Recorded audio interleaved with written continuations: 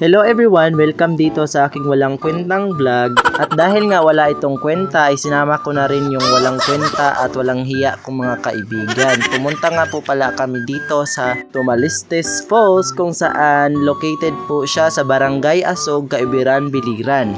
Ang Tumalistes Falls po ay pinagsamang dagat at falls. Kung inakala nyo ngang papalapit na kami sa aming destinasyon ay nagkakamali po kayo kasi mga 5 minutes pa po yung lalakarin namin bago marating yung destinasyon naming gustong puntahan, yung falls at yung dagat nga na nag-iisa, parang di ka nag-iisip, mag-isip ka naman kahit konti. So ayun, balik nga tayo dito at nakarating lang kami sa aming patutunguhan kung saan makita na namin yung langit. Hoy, hindi yung langit, hoy, parang di ka nagrito. Ito yung sinasabi ko sa inyo ba na nakarating na kami dito. So mga bandang alas 5 na nga po pala ito ng hapon at kinakailangan na din namin umuwi kasi nga maggagabing na. Yung feeling na kakarating mo pa lang tapos uuwi na kaagad, pero hindi ako papayag na uuwi na lang basta-basta na walang picture. Edi syempre magpa-picture tayo dito. So pinagbidyo ko muna yung mga kaibigan kong walang kwenta para naman magkakwenta sila, no. Ayan nga, at dahil tapos na kami mag-picture ay napag-isipan namin umuwi na dahil magdidilim na nga.